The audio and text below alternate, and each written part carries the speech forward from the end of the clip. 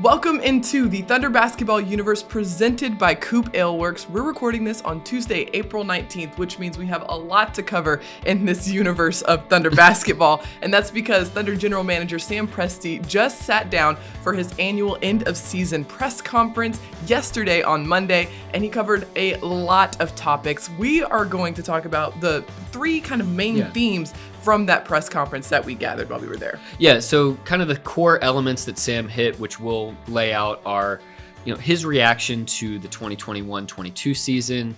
He likes to use the word response, and I think that that's appropriate as well, just given the way that the team sort of unfolded throughout the year and the way that they can look at what's moving forward, what's coming ahead. That's the second subject that we're going to talk about, is what's up in this offseason. What are kind of the things that are on the top of Sam's mind moving forward? And then the last topic to cover is really, how does the Thunder fit in the Oklahoma equation in terms of just embodying that Oklahoma spirit? And I think ever since the Thunder got here, ever since Sam has been at the helm here in Oklahoma City, he's really tried to tap into that civic pride and maybe what makes Oklahomans tick. And so we'll kind of address all three of those topics and look at Sam's media message in a broader sense as well. Yeah, and as the vibe of the whole press conference, it was really centered around optimism and looking forward to what's ahead for this team. The team laid a really strong foundation. We'll cover that a little bit later. And that gives us a lot to look forward to in all of the things that are coming up this offseason, be it the draft, the lottery, summer league, both summer leagues, and of course, training camp into next season. So a lot of great strides were taken this season. There was a lot to digest, a lot to learn, a lot to discover about this team, and that gives us a nice little stepping stone moving into what's ahead. And I think what shouldn't be glossed over is just the event itself. Yeah. Sam always speaks at the beginning of every season, at the end of every season, and then at least one time, if not maybe two to three times in the off season as well. And then, sometimes in a rare situation, something in the middle of the season if there's a major news event. But it is very rare for general managers to speak as long as Sam does, to field every single question that gets thrown his way the way that Sam did yesterday. Most of Sam's press conferences last over an hour, maybe sometimes an hour and a half. Yep. This one yesterday went 2 hours and 13 minutes. So just an incredible sign that, he is willing to, giving that time to not just answer the media's questions, but really to be open to the entire Thunder fan base. He wants to kind of deliver his thinking to the Thunder fan base as a whole. And I'm sure those fans that are really bleeding blue, that are completely invested in the path of this team, they ate up every single minute of that press conference. Right off the top, Sam made sure everybody in the room understood he was going to stay until the very last question was asked, and that until the reporters were out of questions, he was going to be sitting there and he was going to make sure to answer everyone's questions. The other thing that was just incredible, and maybe it's just me because this is my third season, but everybody was in the room together. Yeah. And that was the first time since I've been here that there was an end of season press conference where Sam was sitting right there and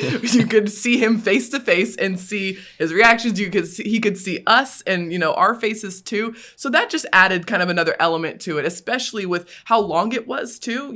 Having that opportunity to sit there and be with Sam for that long face to face was a really, really nice thing. Yeah. And in his thank yous off the top, he made sure that everybody remembered, just because we're sort of in different COVID times than we were before, at the beginning of the season when things were very difficult, when at one point in the year, the Thunder, lost a significant number of players to health and safety protocols.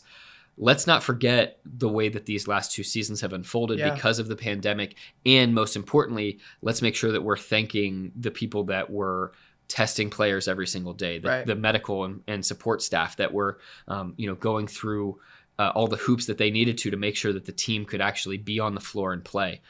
So that was, I think, a poignant reminder that now that we're sort of celebrating this heading into the summer and the off season and things seem to be in such a good place with the pandemic, a nice reminder of where things were and where we've come from. And a nice reminder that a lot was still accomplished, even though there was still a lot of disruption this season. So we've got a lot to cover, but before we dive into all of that, let's take a short break and we'll be back right after this. COOP Ale Works is the proud sponsor of Thunder Basketball Universe. Brewers of the fan favorites F5 IPA and 99-calorie Ice Chest IPA. You'll find those and many more COOP beers at retailers across Oklahoma. Learn more at CoopAleWorks.com.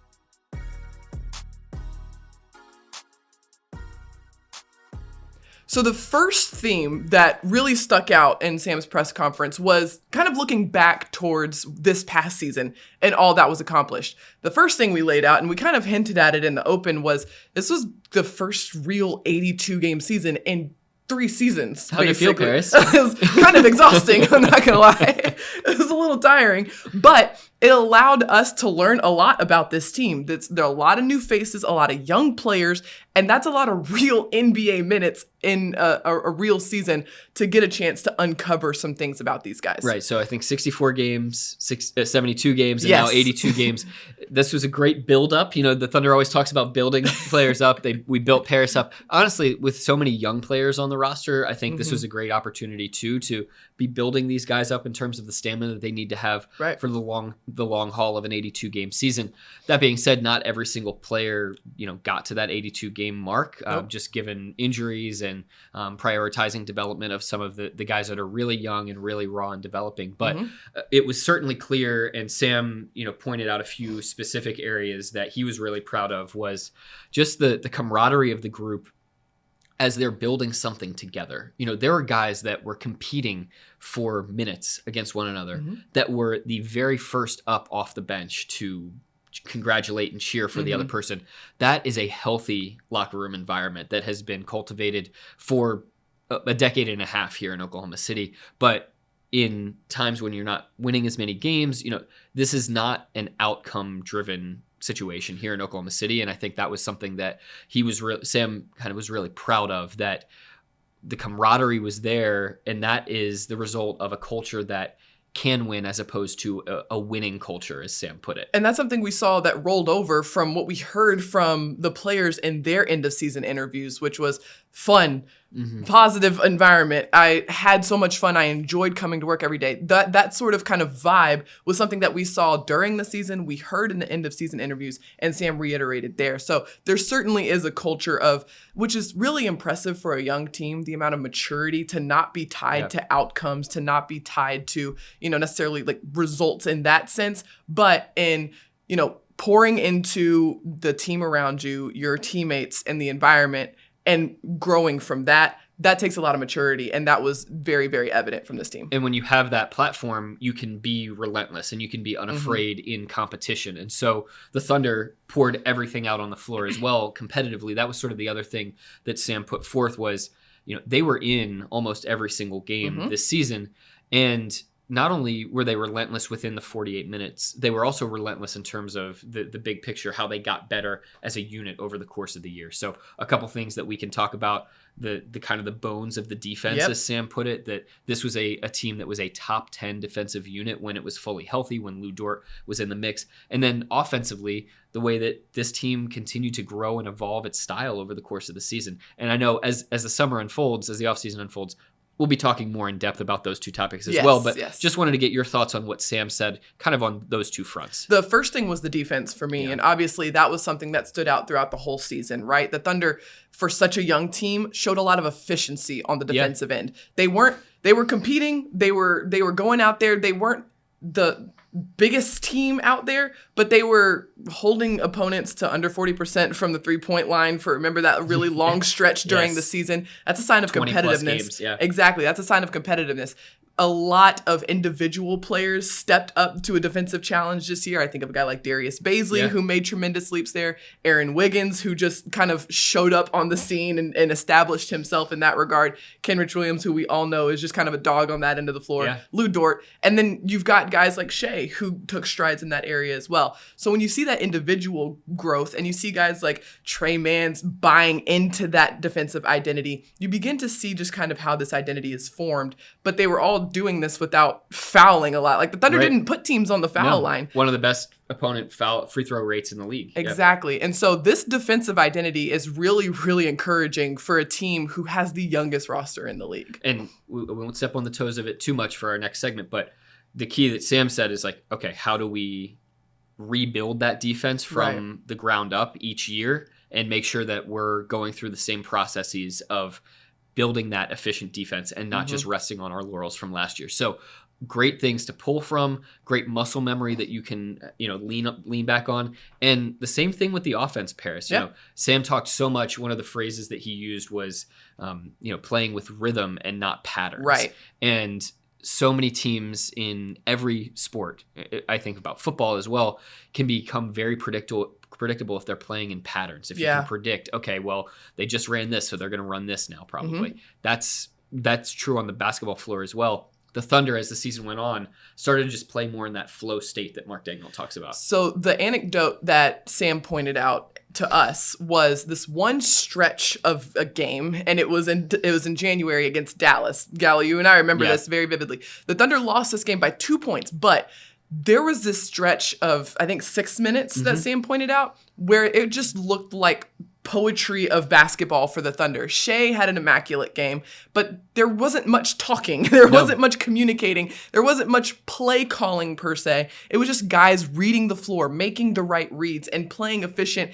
and making the right decisions on the floor. And that's the kind of epitome of what he's talking about when he's saying playing with rhythm in that sense. And when you've started playing with one another since training camp, you go through October and November and December, and then you're into January, you've started to pick up on these nonverbal cues. I mean, it's Josh Giddey and Kenrich Williams making that eye contact with one another on a sidelines out of bounds play. It's Shea playing a little two-man game with a big man up at the top of the key and knowing exactly how Mike Muscala is going to twist his way around that pivot foot to get the ball back to Shea for a driving angle. I mean, it's those things that are completely unspoken and are within the inches of the game that just happen in the blink of an eye without anybody talking about it or pre-communicating or saying, hey, next time when you do this, let's do that. And that's the type of state that the elite teams, the ones that have built continuity, can get to long-term. Obviously, the Thunder is in the fledgling stages of doing that, but when you're seeing those moments, it's like, whoa. Sam put it this way, it can feel like it's taking longer than it should, and then when it happens, it's happening way faster than you could ever possibly have imagined that it could. And as we know, progress is not linear. You're going to see both of those outcomes throughout the course of every season, this season included, next season included. And this all kind of comes back to what the Thunder set at the very outset of the season. Coach Dagnall mentioned it, Sam Presti mentioned it, and the goal of the season was to lay a foundation, set a baseline for the team. That means establishing a style of play, which, like we're talking about, the team was able to do regardless of who was on the floor. We saw a lot of different starting lineups for the Thunder, but not a huge deviation from the playing style. The team was still looking to play fast, move the ball, hit the paint, and really kind of get everybody involved offensively. And then we saw individual player development as well. And that was another goal for the Thunder that was really accomplished throughout the season. I don't know.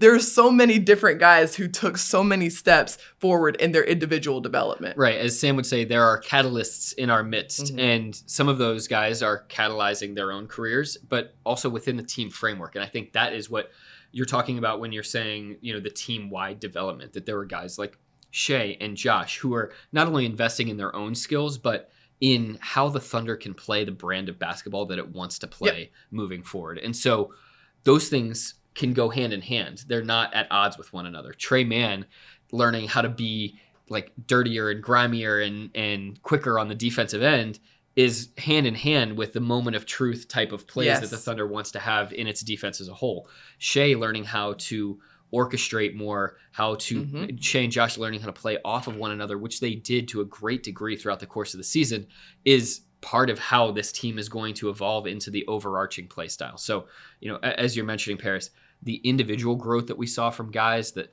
the progression of a guy like Darius Bazley to kind of figure out what his natural position and path and play style is, like, all of that is contributing to the larger force that's at work too. It was really, really fun to watch, and really fun to watch guys lean into that, buy into that, and invest in that throughout the season. The Thunder obviously utilized the G League in a lot of different ways this season, but one was to make sure that young guys like Trey Mann, like Jeremiah Robinson Earl, like Aaron Wiggins could all get opportunities to get their minutes on the floor, grow in their specific style of play, and learn the NBA style of basketball.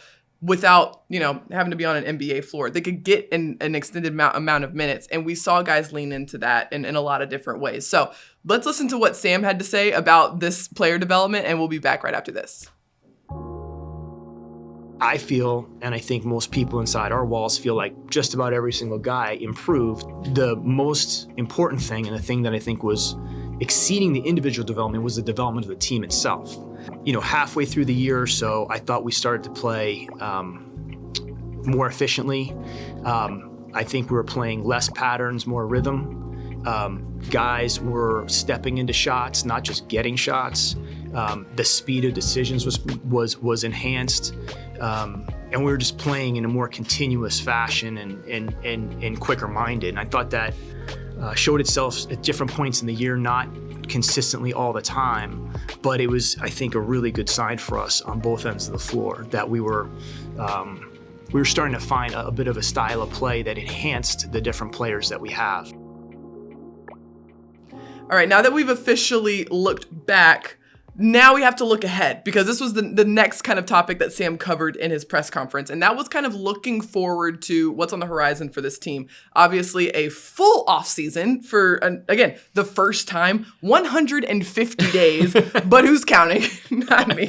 Not Paris. Not me. Who's had the 2 shortest off seasons in NBA history to start her NBA career. Yes, exactly. Yes. But for young guys who typically in the NBA, young guys have the biggest off seasons in their first or second years. And so this is going to be a big offseason for every single guy on this roster, and they have to take advantage of it, because Sam said this has to be a more physical team next season. Yeah, well, they have to take advantage of this summer, because there's going to be intense competition for not just playing time, but roster spots heading into next season. And Sam made no bones about the fact that, look, the Thunder has 4 of the top 34 draft picks in this upcoming draft. It's clearly focused on youth development and accumulating talent in Oklahoma City. And talent, can come in the form of the draft, but it's maximized on the practice floor and in training camp and in the offseason work that nobody sees. So the 150 days that you mentioned between now and the start of training camp are going to be absolutely critical for every single one of these guys that wants to see a rotation spot and wants to see a roster spot next year. And that is I think that's thrilling. Oh, for sure. As a fan, as a player, as somebody that, covers the team, like, that is going to be so fascinating and cool. And, it reminds me of high school days when you're trying to make the team, desperately trying to make the team. And that's the environment you want. Yeah. Exactly. Yeah. That's the environment you want. An environment where kind of iron sharpens iron, right? Every guy is throwing their best at each other because they have to, right? They have to bring their best to the table. And in order to make it and to make your spot and secure your spot, you got to be the best. So it creates a really, really, it is healthy competition, and it should be really fun to watch, especially after guys have kind of put in the work during this offseason, which they're going to do. We heard from Coach Dagnall that, guys are going to be able to kind of go their separate ways a little bit and kind of start blossoming and building that autonomy of how they want to kind of cultivate their off season. So it'll be interesting to see how guys utilize this time, come back, and take steps forward. And there are going to be a lot of opportunities to show that this off season as well. Yeah, maybe so we should just go kind of through the schedule. Okay. The next couple weeks, the players will get a chance to just decompress, relax, rest their bodies.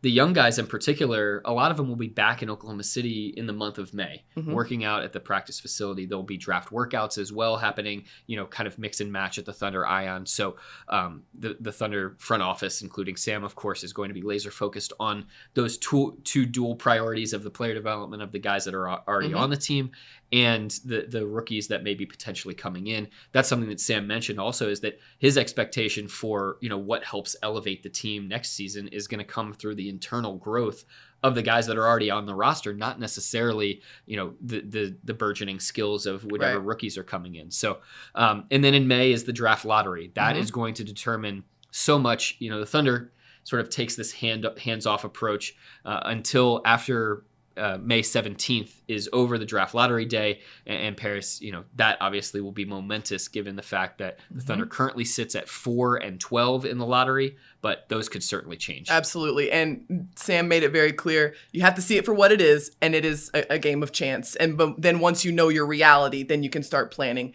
and making steps on that. But it's all about understanding what your reality is first. So hands-off approach, like you mentioned. And that's going to be on May 17th, draft lottery. Keep an eye on that. Next thing down the road, it's the draft, which is going to be June 23rd. Yeah, so wherever the Thunder lands, the Thunder's own pick can be anywhere from 1 to 8. Mm-hmm. The Clippers pick that the Thunder owns can be either 1 through 4 or actually 12, 13, even a tiny chance that could be 14. So mm-hmm. whatever ways that the ping pong balls go, we will find out, and that's how the Thunder will just kind of operate from there. They'll just play it as it lies. They'll have a month to strategize, execute, and figure out what they want to do before that June 23rd draft day. And then the fun part comes, which is the competitive environment that we're talking about. And we'll get a chance to actually see this in action, kind of on a basketball court in 2 different cities during the offseason. And that's going to be in Salt Lake City, where the Thunder will have, their kind of older, veteran players, and we'll have Poku and Josh Giddey will be in Salt Lake City, we learned, in that summer league. And then after that, July 7th through 17th, the Thunder's young players, the rookies, will all be competing in Las Vegas. We didn't get a complete list of who's going to be at which of those 2 summer leagues, but Paris, as you pointed out, there's going to be kind of like the veterans camp and then the rookies and youngins camp. And so that'll be a great opportunity for those guys to just get extra minutes, extra playing time, put them in those competitive settings. After summer league, that's when things really start to wind down and the players get that autonomy. The month of August is sort of a reset, decompress time for everyone on the basketball side of things, from the players to the coaches to the front office staff. Fuel up. Once free agency is kind of happening simultaneously to summer league, and that's when the conversations can start on an extension for Lou Dort, an extension for Darius Baisley. We will see what those things, whether those things come to fruition or not. But, as Sam mentioned, there's a looming collective bargaining agreement, potential changes coming in the summer of 2023. So just for fans to recognize, there are bigger things at work and machinations at play that could determine how the Thunder operates over the course of this next 12 months before that potential change comes. So just be aware that if you may be expecting certain things to happen, they might not happen because of bigger things that are at play. Right. Another little small piece of news that Sam mentioned was that everybody that was injured for the Thunder at the end of this season should be healthy and ready to go by training camp. So that'll be really, really great for this group, just building that continuity like you're talking about and making sure that there's that healthy environment of competitiveness for all of these guys. So a lot to look forward to for this offseason, but not just the offseason, because based on what we expect from summer league and training camp, we should expect strides forward next season as well. So a lot to look forward to and a lot to be optimistic about. Here's Sam Presti talking about what's ahead for the Thunder. We've had 1 draft. We're heading into our 2nd draft as we continue to reposition and rebuild the team. It also allows us to build some continuity, which is really, in my opinion, very, very important. Our team has to be more physical next season. And that's, again, a tall order for a young team in the West. A lot of nights, running uphill at different points in time. But that doesn't mean everybody has to turn into Lou or Derek Favors. Everybody can be physical in their own right, but you can't play meaningful games or games of consequence if you're not playing physical and you're not competing. The last topic that we want to cover from this press conference, which was really, really kind of a big one, was the connection that the Thunder has with the community, which is evident from the minute that you walk into Oklahoma City. You understand the connection that the fans have with the Thunder. And we've heard it from Coach Dagnall, and the Thunder, you have to remember, started their training camp back at the Blue practice facility, which is their old practice facility from their first years in Oklahoma City. And the reason they did that was because they wanted to make sure that this young iteration of the Thunder was able to grasp the core values of what it means to play for the Thunder. And that means kind of mirroring and reflecting the values of the city, which is working hard, showing up to work every day, bringing your lunch pail, and just rolling up your sleeves and getting to it, keeping your head down, staying humble. That's kind of the thesis and kind of the ethos that this group wants to embody. Yeah, Sam talked about how this these Thunder players love playing in Oklahoma City. And part of the reason is that the team is trying to give this group as much of a holistic experience of what it's like to play in Oklahoma City as possible. That's why every player, comes to the Oklahoma City Memorial when they first get into town. That's why Sam mentioned, these guys haven't gotten the full 360-degree experience of OKC these last couple of years because they haven't been able to be out in the community as much as usual. They weren't doing the book bus appearances. They weren't doing, the Thunder reading events. They weren't, doing holiday assist events because of the COVID pandemic. And he's really looking forward to getting these players out and connecting with the community. But I think Sam always comes to these press conferences really having thought about what he wants to say. And also in the context of the message that he and the staff are delivering to the team all the time. And, the big picture item that he really wanted to focus on was, as you mentioned, this second draft of this cycle.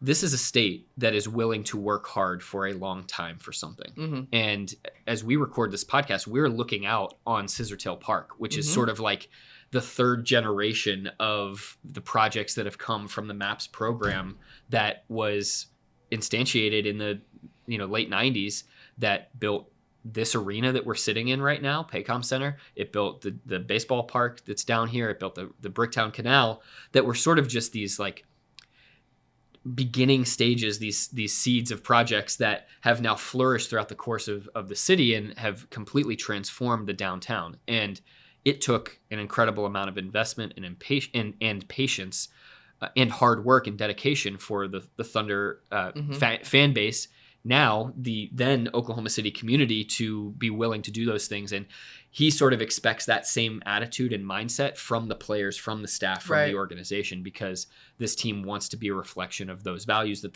the Oklahoma City community has. And Sam really put that succinctly with a couple mottos and an anecdote. Yeah, he talked about the Oklahoma motto, which I'm not brushed up on my Latin like he is, but essentially means hard work conquers all. And it, Labor omnia vincit. There we go, our resident Latin expert. But that's kind of the core motto that Sam was mentioning. Another thing that he really mentioned was this anecdote that he had with the former mayor of Oklahoma City, Ron Norick. And he said he sat down and had a conversation with him years and years ago, and they were talking about maps. But the conversation kind of ended up talking about time. And the advice that Ron gave him was essentially that you can't keep an eye on the clock and an eye on the path. Right. And for where the Thunder wants to go, they have to have two eyes on the path in order to achieve what they want to achieve. I love the other metaphor that Sam used, and it's so perfect because we know Sam, is into fitness. He talked about putting a towel over the timer on the treadmill and just running as long as you can, and as hard as you can, and believing in that process. I can see Sam now doing exactly that. But yeah, you're right. I mean, the other quote that really stood out to me in reference to the Ron Norick anecdote was, and I think we all know this in our own personal lives, trying to fix things quickly takes longer. Yeah. And that's so true. Anything that you're trying to do around your house, if you just do a quick job, if you try to get it fixed as quickly as you possibly can, well, that's going to come back to bite you, and you're going to have an even harder time fixing it sometime down the line. So that's just equally as true when building something from the ground up, the way that the Thunder is with this stage of the process of the organization. And so I think this was a great message for Sam to remind the team of, to remind the media of, and to, give that back to, be a reflection of the community. Sam talked about like just how this team wants to embody what the state is all about. And, you think about music, you think about art. A lot of times the best art, the best music is a reflection. It's a mirror back towards society in some way. And so I think Sam really tried to tap into that. He sure did. And we talked about it, but I think it's best that we let Sam say this for himself. So here's Sam talking about just that. Labor omnia vincit. We've had that in place and talked about that since 2008. But what that means is hard work conquers all. That's the mentality of the team. Like, we have a lot of hard work in front of us. We have to grind in and do it.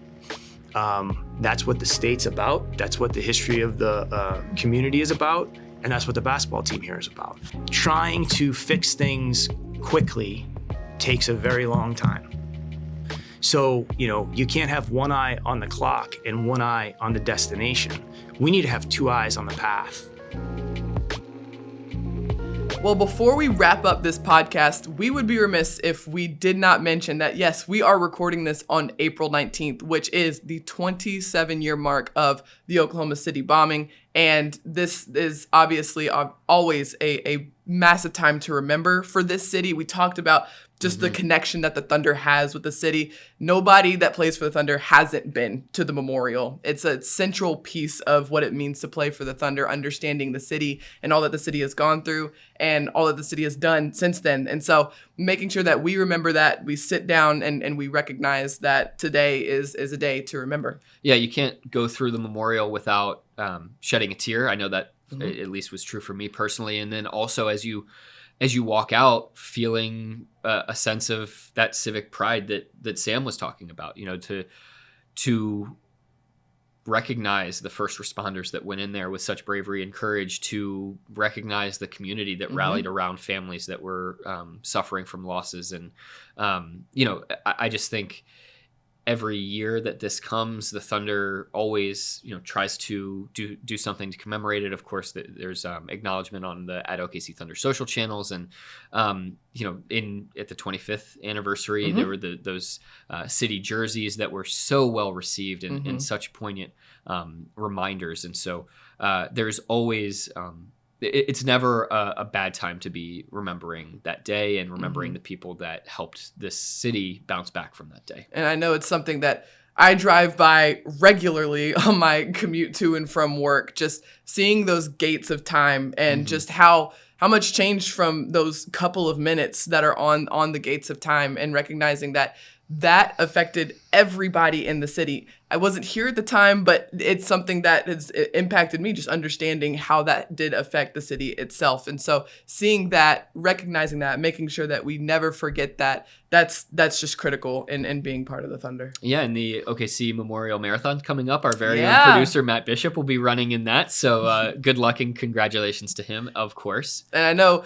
the Gallo family will be out cheering on some runners too. Right. So if you see a cute little family trio, just be sure to wave at them. Well, I mean, that's the civic pride, right? Yeah. I mean, that's exactly what we're talking about, is the whole community rallying around together to be a part of something bigger than themselves. Absolutely. So we want to give a shout out to all of the runners that are going to be in the marathon this weekend. We're rooting for you. You got the TBU crew behind you. You got this. Also, we have a little timeline blessing before we go. Today is also Lou Dort's birthday. The Sweet big Lou. 23. Turning 23. Yeah. So, I mean, it's amazing to just recognize how far Lou has come in such a short period of time. The way that it feels like forever ago that he was this undrafted player coming in and, like bursting onto the scene in the starting unit that year, the bubble year, and earning that full-time NBA contract. And now he's turned himself into a legitimate two-way threat. And he's only 23 years old. The future is still 23. Very bright for him. It is crazy to think about how far Lou has come. The fact that he was a undrafted two-way player that we learned about very quickly when he stepped into the starting lineup for the Thunder in his rookie season. And to see where he is now, it is hard to believe that that was where he started. How about Lou off the floor too? I know. I mean, when he first came in, shy as can be, just keeping his head down, and he's starting to come into his own a little bit more, Just a little. He's I cannot help but think about that outfit that he wore to the game in Toronto when he walked into the press conference room after the game. He was wearing sunglasses, and he knew. I talked to him about this on end of season interview day, that like he knew that was a little bit. He was going a little bit far for Lou Dort. But it was such a nice outfit. It was great. It was so nice. But it was well put together. He had this sheepish grin on his face, and he kind of looked at me and you as am I being a little too much right now? I think it was the sunglasses. Like if he would have taken the sunglasses off, I would have. But he walked in with the sunglasses on. I was like, okay, Lou. But it's so great to. I mean, this is one of the joys of being. I feel so blessed to have been with this team now for 11 seasons, and to get to witness these guys who, when I first got here were my age coming into their own as human beings. And I'm getting to kind of see these guys that are now like more like little sibling age, and they're like growing up and becoming their own person as well. And so that's been very, very special to witness for a number of these guys. And we're going to continue to get to, because this Thunder organization is layering in these young players, and they're building this continuity with the hopes that these, some combination of these guys are a part of the next great Thunder team. Absolutely. And that's going to be something that you write in one of your articles, which you're going to want to read throughout the week. This is what's on tap coming up. You are going to want to go to OKCThunder.com and keep up with all of Nick Gallo's articles throughout the week. You're going to have one per day through the rest of the week. And it covers all of the topics that we just mentioned in our podcast, a little bit more in depth for each of those messages. And so keep an eye on those. It is a lot of great information, a lot of great thoughts. And so keep an eye for those articles on OKCThunder.com. And of course, keep an eye on @OKCThunder on all social channels for all of your news and updates. Until then, thank you so much for listening and tuning in. Be sure to like, rate, and subscribe wherever you get your podcasts. Thank you so much to our producer, Matt Bishop, and good luck in the race this weekend. And until next time, Thunder up and catch you later.